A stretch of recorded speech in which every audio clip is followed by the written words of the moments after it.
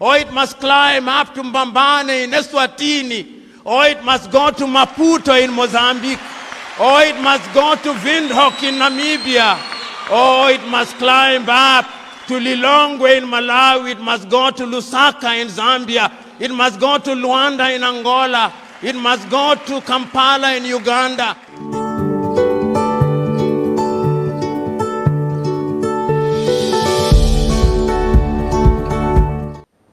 Ten years ago, the economic freedom fighters became a movement in this part of the world. 10 years ago, our leaders, led by the President and the Commander-in-Chief, Julius Malema, sat down and determined that South Africa must take a different direction. 10 years ago, he put together 8 young men and women who now bestride the South African political terrain like the fabled Colossus, organized in different formations, headed by the commissars who are here present, whom I salute,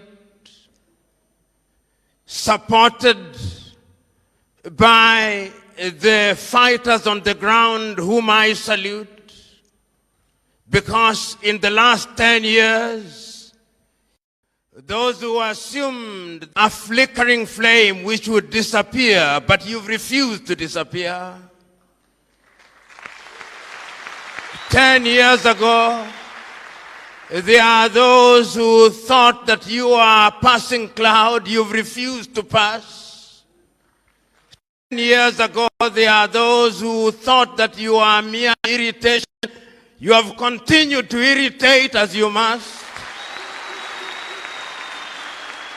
10 years ago, South Africa did not know who you are. Today, they recognize who you are. I am happy to be in this land in the Cape, which as a young man I was taught was the Cape of Good Hope today, and we shall talk about that Cape of Good Hope. I am here and happy to be in the land of great Africans, some of whom are alive and some of whom are long gone. It is not lost on me that this is the land that produced people like Pixley Kaisa Kaseme. And as I talk to you today and talk about EFF, I cannot forget that in the year 1906, in the United States of America, that Pixley Kaisa Kaseme said that we must regenerate Africa, and regenerate Africa we will. This is the land that produced to the world and to South Africa Albert Luthuli, who came and played his part. This is the land that produced Robert Mangaliso Sobukwe, that great man of whom we never say much, of whom when he was asked, he said, the only race in the world is the human race. That man came out of this land. I cannot forget that this is the land that produced Bantu Stephen Biko, whom we never mention as often as we should. I cannot forget that this is the very same land that produced Winnie Mandela, that great woman that we never talk about. Oh, I cannot forget that this is the land that produced Albertina Sisulu. I cannot forget. I cannot forget that this is the very same land that produced Chris Hani. I cannot forget. I cannot forget that this is the land that produced Nelson Mandela. I cannot forget.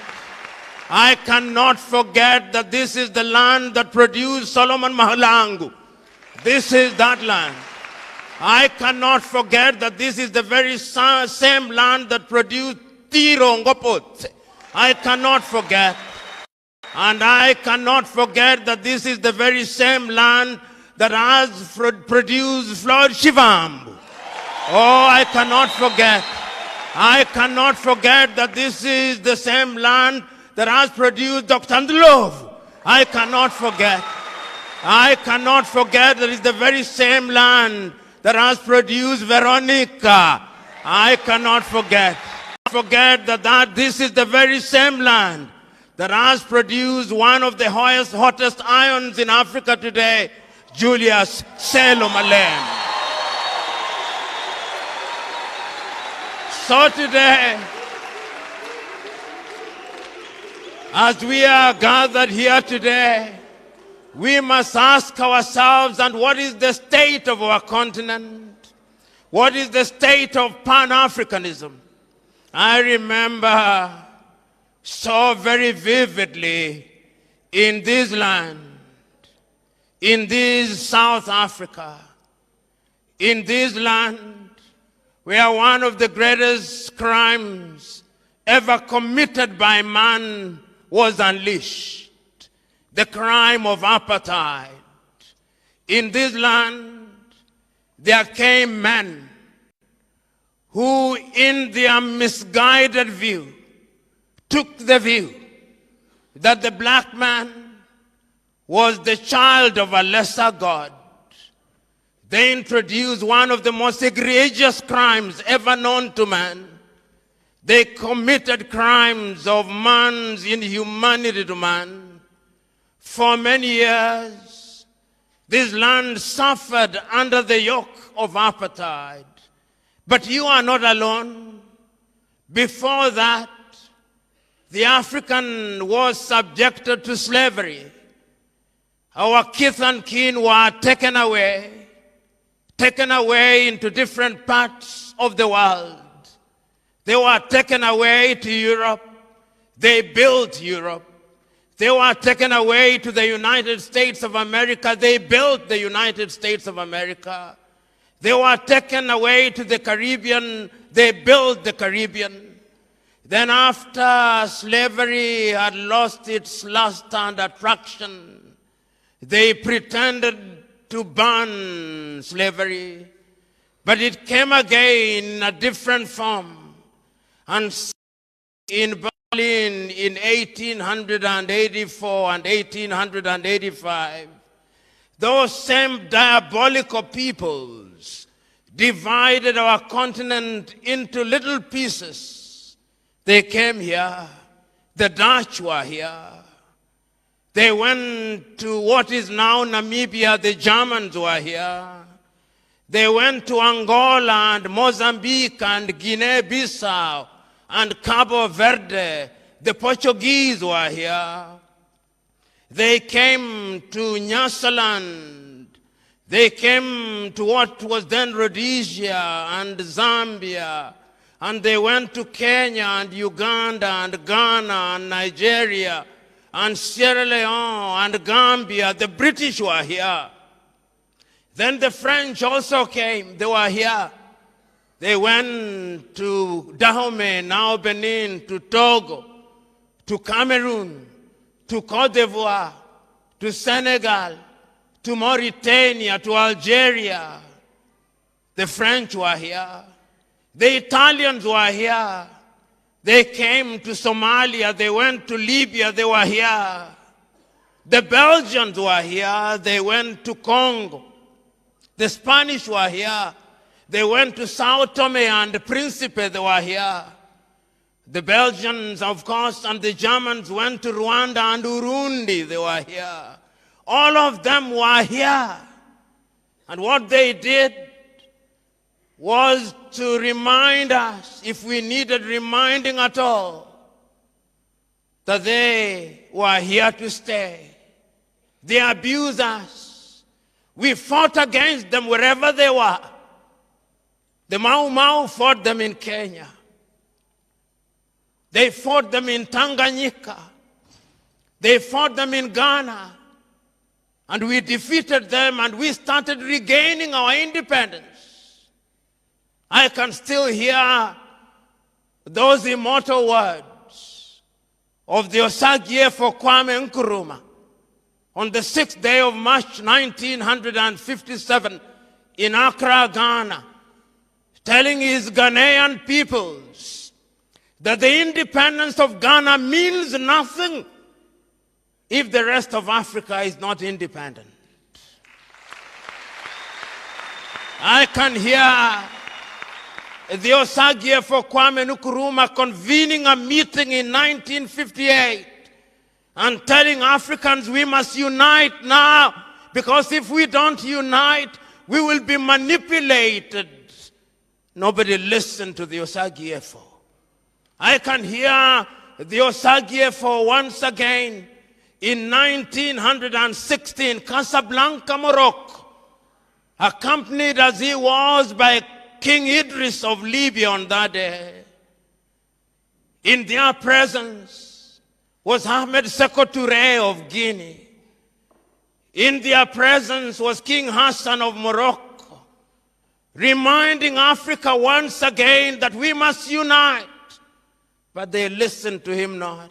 On the 24th day of May 1963 in Addis Ababa, Ethiopia, telling the 32 heads of states gathered in Addis Ababa, we must unite now. We must have one army. We must have one currency. We must have one foreign policy. We must be united. And I can hear the Osagie for saying, I do not want to be the leader of that country. I simply want unity. And I'm saying that we must live here with one united government. They listened not to the Osagie for. No sooner had we regained political independence, as we were celebrating our new national anthems, as we were celebrating our new flags, as we were celebrating our new mottos and slogans, the neo-colonizer was alive and well. In 1961, they had taken out Patrice Emery Lumumba.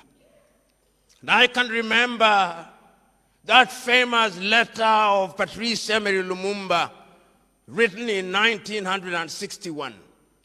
One day, even if you kill my body, Africa shall write our history. Today we are here to write that history.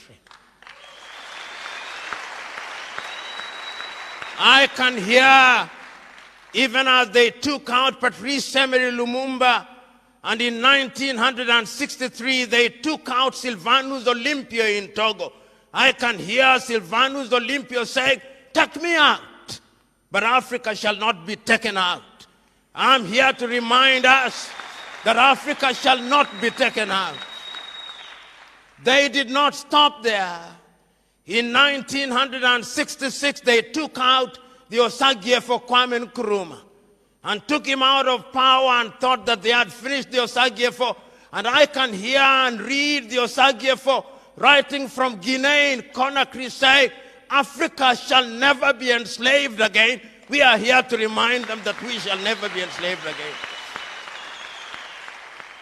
And they did not stop there. They went to Nigeria. And Nigeria, they took out the government of Nnamdi Azikiwe and Abubakar Tafawa. They had finished Nigeria. They did not, because Africa can never be finished. They did not stop there. They went to Mali and they thought that they had taken out Modibo Keita, and they thought that Mali would not be taken out. They did not take Mali out. They did not stop there. They went to Algeria and took out Ahmed Ben Bella, and they thought that Algeria would be taken out. They did not take Algeria out. But the neo-colonial project is alive and well, because even as that was happening, South Africa was still under the yoke of the apartheid regime. And I can hear the words of the great South Africans at that time as a young student. I can still remember the words of O.R. Tambo. I can still remember from Angola the words of Agostinho Neto. I can still remember the words of Eduardo Mondlane and Samora Moises Machel. I can still remember the words of Sam Nujoma and Andy Mbahaman Toivo from Namibia. I can still remember. And ultimately, you succeeded in removing the organ, the monster that was apartheid.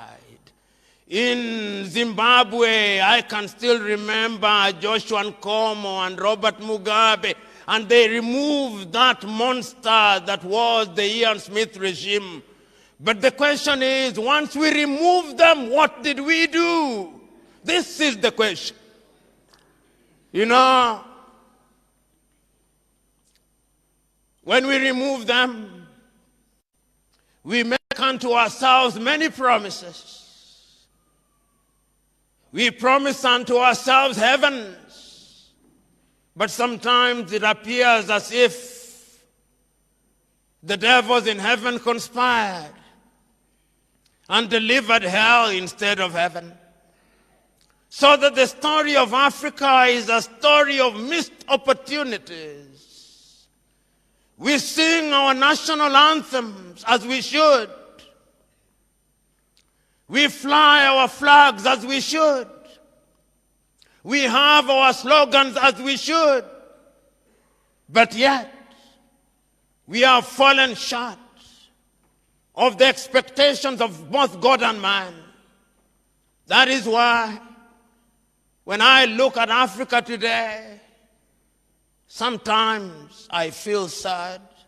And many are those times when I see young Africans from the Gambia, from Burkina Faso, from Chad, from Nigeria, from Ghana, being humiliated in Tunisia, being humiliated and dying in the Mediterranean Sea, I feel sad. Humiliated in Saudi Arabia and Kuwait, I feel sad. I feel sad when young Africans are humiliated at the embassies of Western countries. I feel sad. I feel sad when the white man comes here. I feel sad when the Chinese come here and humiliate us. I feel sad. I know not whether you feel sad with me, but I'm inviting you to feel sad with me. When our continent is abused by other civilizations, I feel sad that you cannot, in the words of Martin Luther King Jr., ask a person with no legs and no boots to lift himself or herself by the bootstraps. You recognize that. You discovered that we must rediscover ourselves, that we must re-educate ourselves. You discovered and gave meaning to those famous words of the great Nigerian singer Femi Anikulapo Kuti when he said, "Teacher, don't teach me nonsense because you have been taught nonsense for too long." You discovered and said it as he did Carter G. Woodson in 1933, that we had been miseducated for too long and that we ought to re-educate ourselves. You discovered with my country that we must decolonize our minds. You discovered with Chinua Achebe that we have been divided and things are falling apart. That is why you are here today. So we are here to celebrate, because celebrate we must. We are here to commemorate, because commemorate we must. But we are here also to remind our enemies, and there is no shortage of them out there. There is no shortage of them. They come in the thousands, they come in the millions. But history has taught us and is teaching us always that we shall triumph. Oh, we cannot fail. We cannot afford the luxury of not failing. Oh, we cannot. I hear our enemies saying that we are saying too much. We will continue to say we have not talked enough. And if they wonder why we are saying what we are saying, let them go even to their holy books. And we are told in the beginning there was the Word, and the Word was with God. We are giving meaning to the Word. And all those of them who are Muslims will be reminded that the very first thing that the angel Jibril told the Prophet Muhammad is Iqra, read. And he read and he made a speech, and we are making the speeches. We will continue to talk, but we will also act. So we are here today that there may be a wedding between our words and actions. Here in South Africa, there are many doubting Thomases. Oh, but they are reducing by the number. They are reducing because when they watch the EFF in the National Assembly of South Africa, they are reducing by the number. They are reducing by the number. Because when they watch the EFF, they do not only see courage, they see passion. And they fear courage and passion. But we must instill fear in them, because it is only when they are fearful that they will begin to give way. And when they begin to give way, then we will begin to conquer new territory, because new territory we must conquer. You know, this continent, you know, this South Africa, which has given birth to the EFF, is the anchor of the continent of Africa. This South Africa is the southernmost tip of the continent of Africa. This South Africa is the fulcrum of Africa. This South Africa will be the place that will give good hope to the continent of Africa. This South Africa of EFF is the one that is going to economically regenerate Africa. I remember in 1980, Africans sat in Lagos, Nigeria, and they came up with the Lagos Plan of Action and said, under the Lagos Plan of Action, that Africa was going to economically regenerate herself. I remember them saying that Africa will trade with herself, that Africa will buy our own gold, that Africa will trade with our own cocoa, that Africa will produce our wine, that Africa will produce and consume our uranium. The Lagos Plan of Action did not succeed. But is it not true that failure or apparent failure is the mother of success? If it is true, we did not give up.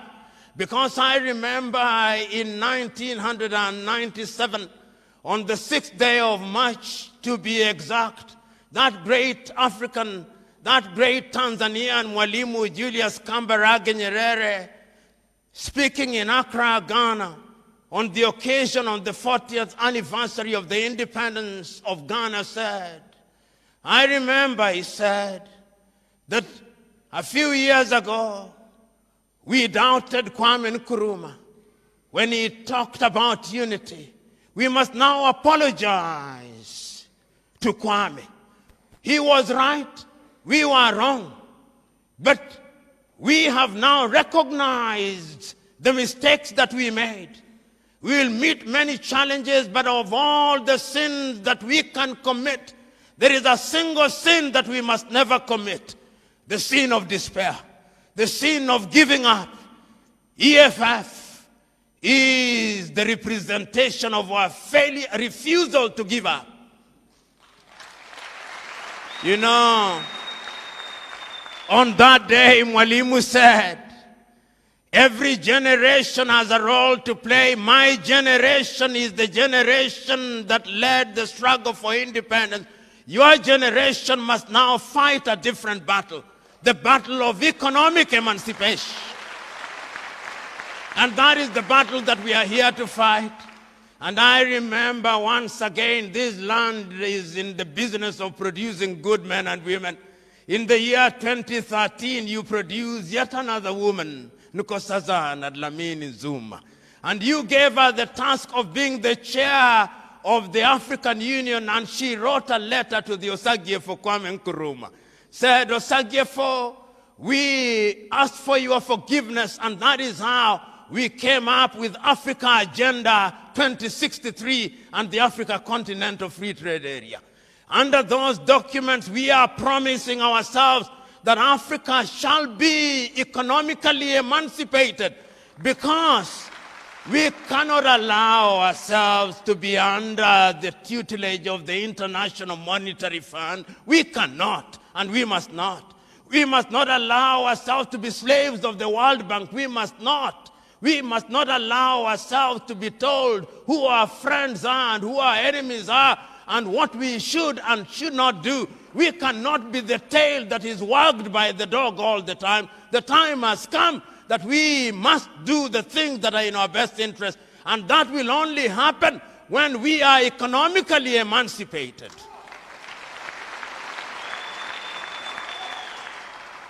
You know, they say that he or she who pays the piper calls the tune. For too long we have not paid the piper. We must now pay our piper that we may call the tune. You are now telling us how to pay the piper. You are now telling us that going forward we must now economically emancipate ourselves. We cannot be a continent whose greatest claim to fame is that we are in the business of borrowing. We have borrowed for too long. We've been abused for too long. And the time, therefore, is now for this spirit of the EFF to spread. 10 years ago, when my good friend Julius Selo Malema and his comrades in arms sat somewhere here in South Africa, and the revelation was given unto them that the last colonial question was economic emancipation. And they said that we must have economic freedom in our lifetime.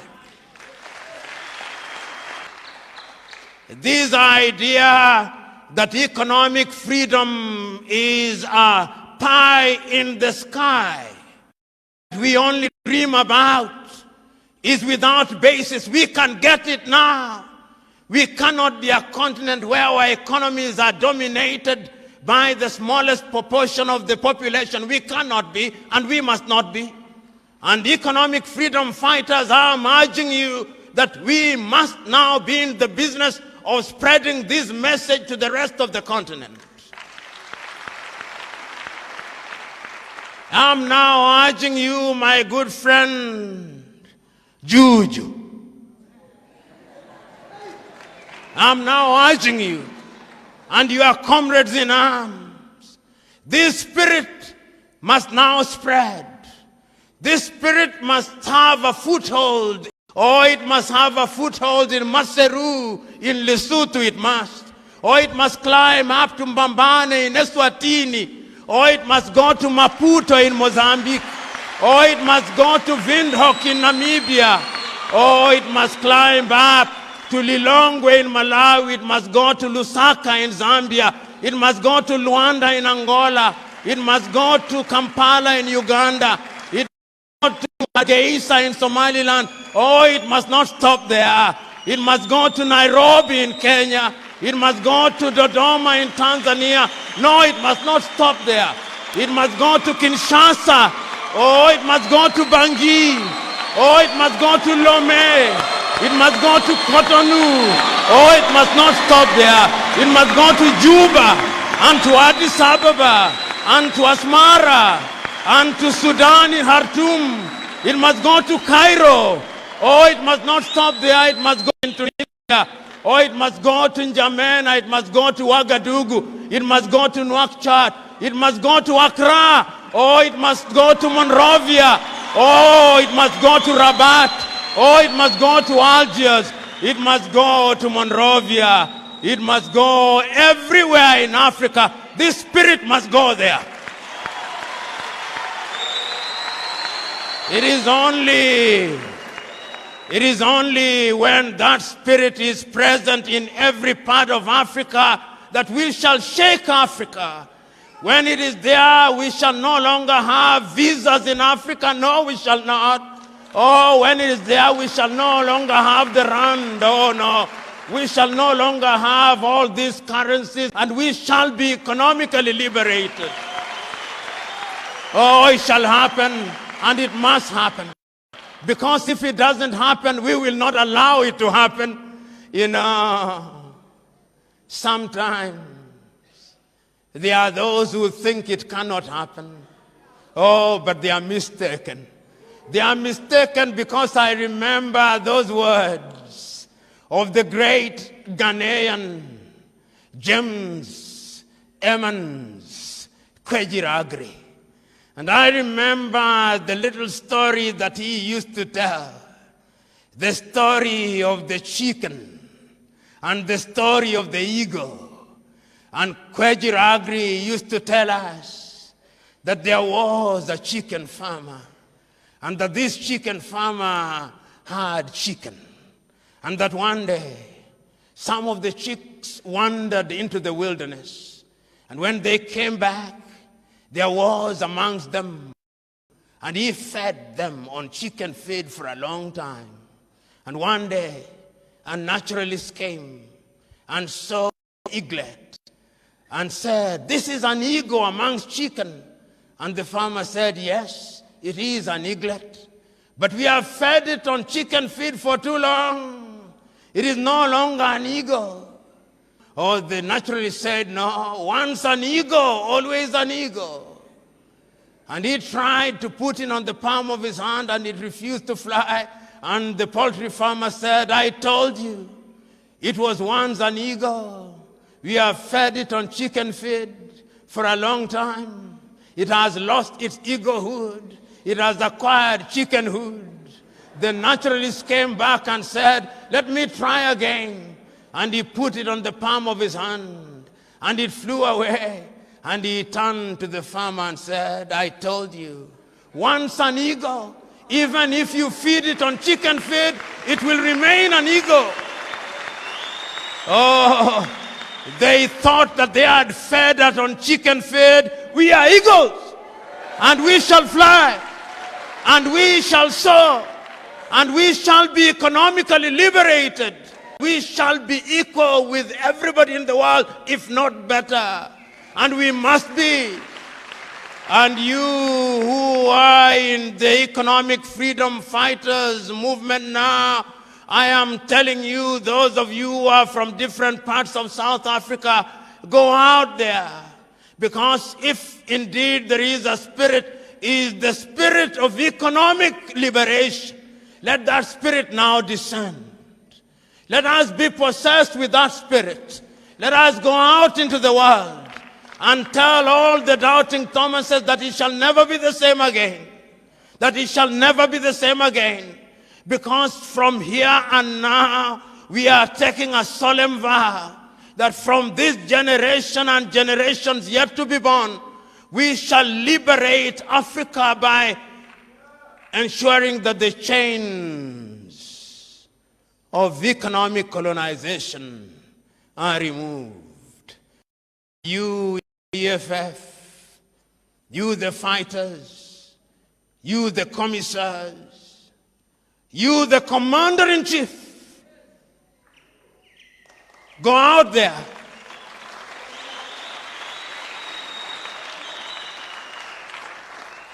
That the next 10 years are the 10 years of total liberation. The next 10 years are the years of liberation. You know, we have complained for too long. We are not going to complain anymore. We have agonized for too long. We are not going to agonize anymore. We have moralized for too long. We are not going to moralize anymore. We have philosophized for too long. We are not going to philosophize anymore. We have intellectualized for too long. We are not going to intellectualize anymore. We are going to act. And that is why we are going to give meaning to those famous words, Amandla, Ngawetu, Amandla, Ngawetu, Maibuye, Africa, Maibuye, Africa, Viva EFF, Viva EFF, Viva, Viva. God bless.